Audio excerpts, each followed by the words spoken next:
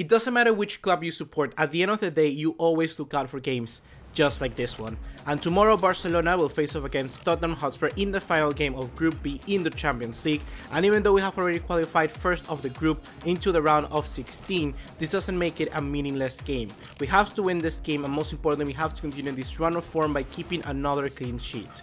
And certainly, we don't want to make a fool out of ourselves.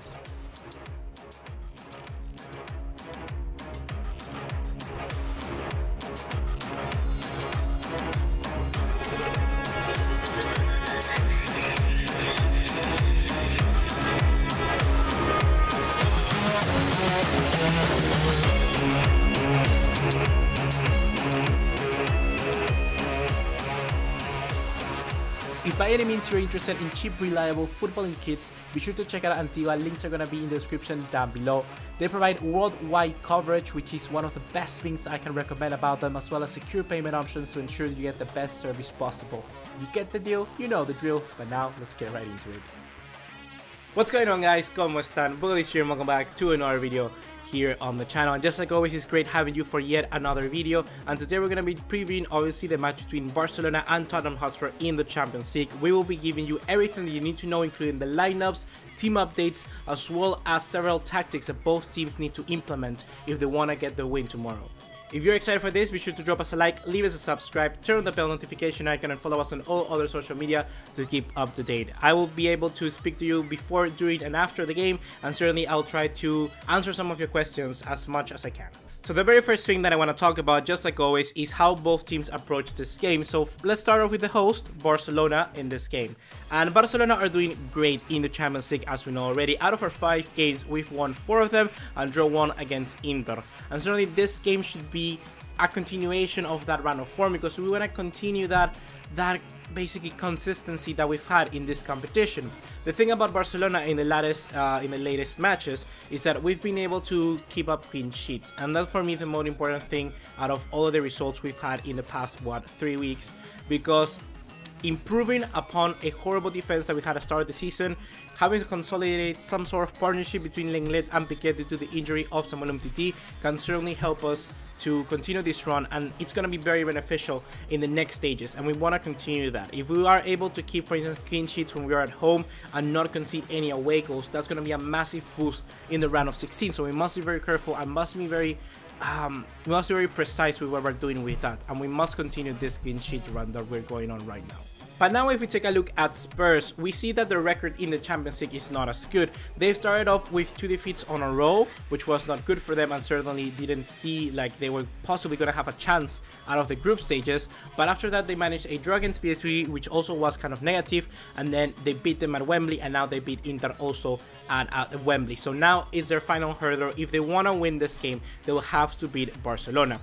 And this is something which worries me a little bit, because, for instance, they are now depending on themselves, and when you have that as a team, as a player, that's going to give you much motivation to when you enter that field. And also they're on the rise. You see their form started off really low, and now they've been managing to continue and grow as a team, grow as a player, grow as a club, and now be handed out with the opportunity to beat Barcelona at the Camp Nou and cement the place in the round of 16. That's going to be something very important for them, and that's going to translate into them in the field. That's why I feel it's very important that we have to analyze this, because they're on the rise. Their motivation is rising every single day, and Barcelona might not try to kind of like undermine this game, because at the end of the day, Spurs only depend on them. If they beat Barcelona and they equalize the same score that Inter have against PSV, then they're going to be qualifying to the round of 16. So we must be very careful with this, because like I said, once again, Spurs are on the rise.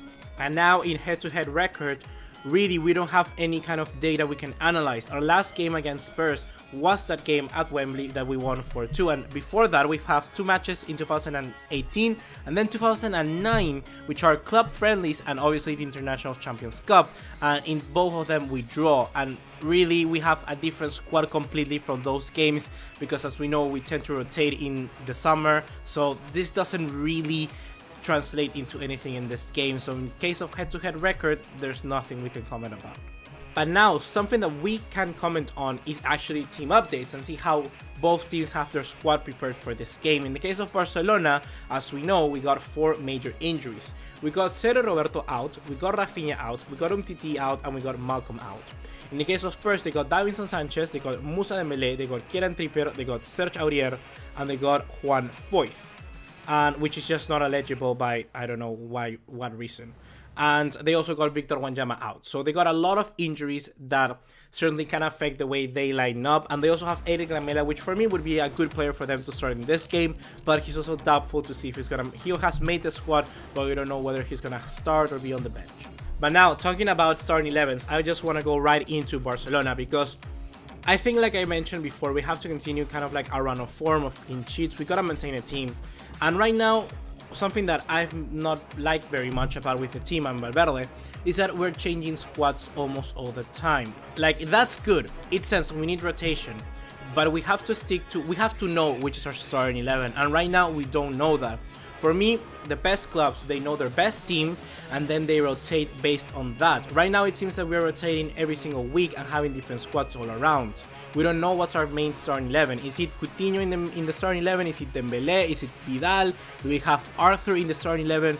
We do have Malcolm. We don't know exactly what's our starting 11, and that's something that for me worries me a little bit, but not that much. But it's something I think that we need to kind of pinpoint what's gonna be our team for when we come against like the big games in the Champions League, the big games in La Liga. What's our starting 11? So I'm gonna pick the same 11 as we did with Espanyol. And this for me is one of the best games I've seen Barcelona all throughout this season, probably with the exception of the game against Spurs and the first game against Inter. But I just feel that this is the team that we can work around. But I just don't know whether Dembélé will start above someone like Coutinho, because as we know, you've read the news, it seems that Dembélé has missed training again. And you already know what I think about this, and I'm just so like annoyed, because like, how can you've been doing so good, you had good performances 3 games in a row, and you just let that slip again? Like, that's not something you need to do, Dembélé. And I praise him every day. I want him to succeed at Barcelona. I want him to do it, but it's just annoying right now. And in the case of Valverde, the squad, they seem that they didn't like that. So what's gonna happen? Is he gonna start? If he's not gonna start, in my opinion, he should start, because right now we need our best squad, and right now Dembélé is in a really good form, so we must continue with that. And if you wanna punish him or whatever, like Valverde, he has said, or the squad feels that maybe they're gonna give him some punishment, I don't know. If you're gonna punish the guy, just do it in a different way, not in this game, because I think that we need him for this game. So my starting 11 would include Dembélé, and it will be something similar to Marc Andete starting in goal. For the right, Nelson Semedo. Then we got Gerard Piqué, Lenglet. Through the left, we got Jordi Alba. In the Syrian position, Busquets. Then next to him, Rakitic and Arturo Vidal. And then up top, we got with Suarez, Messi, and Dembélé. Or, like I said, if they drop Dembélé, then Coutinho will start in that role. And now in the case with Tottenham Hotspur, I think it's a little bit harder to decide. As we know already, they have a lot of injuries, and basically they need to stick to a game plan. And their game plan should be to outplay us. And to outplay us, they need a lot of midfielders. They need a lot of kind of like, very similar to what Real Betis had, they need to have a lot of transition and ability to keep possession. So they're going to go with a squad as follows. So I think they're going to go with a 3-4-1-2. And they're going to go with BugaLuis in goal. They're going to go with Kyle Walker-Peters for the right. Then the 3 main center backs are going to be Toby Alderweireld, Eric Dyer, Jan Vertonghen. For the left wing back, Danny Rose. The 2 CMs are going to be Christian Eriksen and Harry Winks. In front of them, Dele Alli, and the 2 guys up top are going to be Heung-min Son and Harry Kane. That's what I'm going to go with Spurs, and I think this is a very good side. Probably just a right back, which someone like probably Dembélé could have a field day against Kyle Walker-Peters. That's what he's going to try. Kyle Walker-Peters is a promising young right back. He could have a good game. He reminds me a lot of Trent Alexander-Arnold, so we don't know what kind of quality he is, but I would be lying to you if I know how he plays. I don't know his quality, so that is something that I think we have to put kind of like an incognito sign on top. We gotta talk about my tactics and how both teams can approach and win this game. In the case of Barcelona, we have to be on point. We have to be focused. The only way to beat Spurs in a situation like this is to be better ourselves. If they want to outplay us, fine.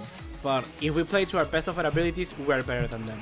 So we gotta have our team focused, and we gotta do the best that we can. We gotta give 110% in every single play, in every single challenge, in every single tackle.